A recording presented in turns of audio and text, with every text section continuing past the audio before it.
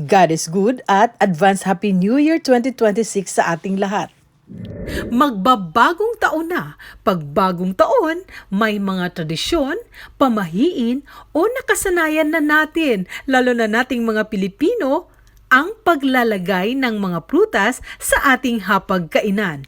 Sinasabing pangpaswerte at magbibigay ng kasaganahan sa bagong taon. Ang video na ito ay base sa aking nakasanayan at napapanood din kung ano-anong mga prutas ang pampaswerte. Wala namang mawawala pag ating sundin. Iba sa atin ay maghahanda ng 12 fruits, meron ding 13 fruits, pero sa video na ito ay sobra. At least may option kung ano-ano ang ating gustong ihanda. Pinakauna sa lahat na prutas ay ang apple o mansanas. Ito ay sumisimbolo ng pagkakasundo lalo na sa miyembro ng pamilya at kasamahan sa bahay, pati na rin sa ating mga kaibigan. Sinasabi din ito na good health. Pangalawa naman ay ang avocado. Ang kulay ng prutas, berde at kulay ube ay sumasagisag ng kasaganaan. Kaya di dapat ito mawawala na prutas na ihahanda natin sa pagsalubong sa bagong taon. Pangatlo ay ang banana o saging. Ang prutas na ito ay sumasagisag sa pagkakaisa lalo na sa pamilya. Of course, hindi ito bilog na prutas pero ang dilaw na kulay ay kumakatawan naman sa kaligayahan at masayang buhay.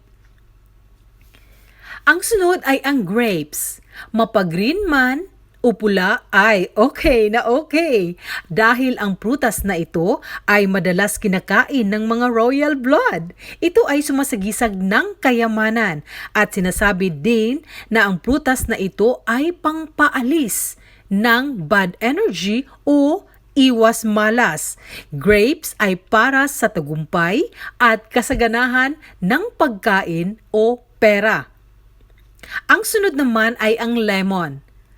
Ang likas na amoy nito at lasa ay kilalang nagtataboy sa mga bad vibes.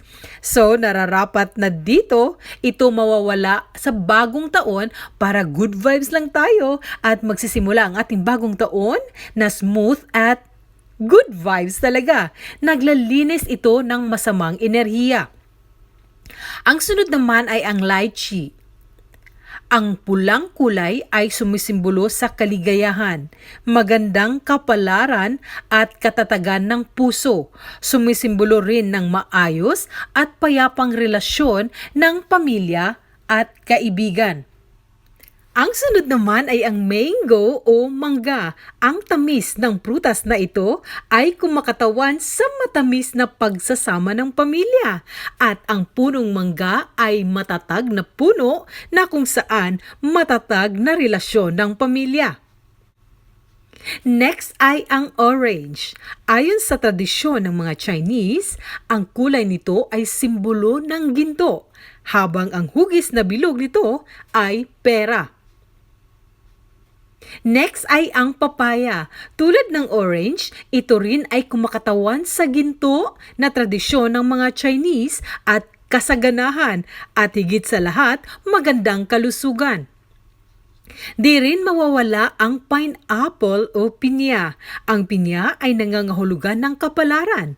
Sumisimbolo din ito sa paparating na swerte, kayamanan at kaunlaran sa buhay. Ika nga, good luck coming your way. Ang sunod naman ay ang pomelo. Ang kulay pula o rosas nito ay nagsisimbolo sa magandang kalusugan at para sa ating kaalaman din ay pampaakit ng swerte. Sa hugas nito na bilog, bilog ay swerte sa pera. Di rin mawawala ang watermelon. Ang prutas at ang mga buto nito ay sumasagisag sa kasaganaan. Ang hugis nito ay sumasagisag ng pera. Sa matubig na katangian nito ay good luck na di ka mauuhaw, mabuti sa ating katawan at kalusugan. Ang sunod naman ay ang peaches. Ang peach ay long life, masaganang buhay. Para sa love life ay okay na okay ito kasi simbolo ito ng pag-ibig at higit sa lahat, kasal, maayos na relasyon at magandang kalusugan.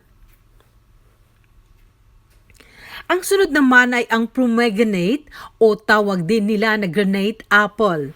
Sumisimbolo ng mabuti para sa pamilya, masayang pagsasama para sa mag-asawa at good health para sa mga anak. Ang sunod naman ay ang pear o pears na tinaguri ang powerhouse fruit. Sumisimbolo ng good health lalo na sa health benefits na dulot nito sa ating kalusugan at higit sa lahat napakalaking tulong talaga sa ating kalusugan at buong katawan. At ang last naman para sa aking listahan ay ang persimmon. Ito ay special na prutas, sumisimbolo ng good health at prosperity. At ang kulay nito ay sumisimbolo ng kaligayahan at masayang buhay. Kahit ako nandito sa ibang bansa ay daladala ko talaga ang pamahiing ito, ang maglalagay ng mga prutas lalo na sa pagsalubong sa bagong taon. Para sa akin, 13 fruits talaga ang aking hinihanda sa aking hapagkainan o lamesa. Sana ay nagustuhan ninyo ang aking video for today.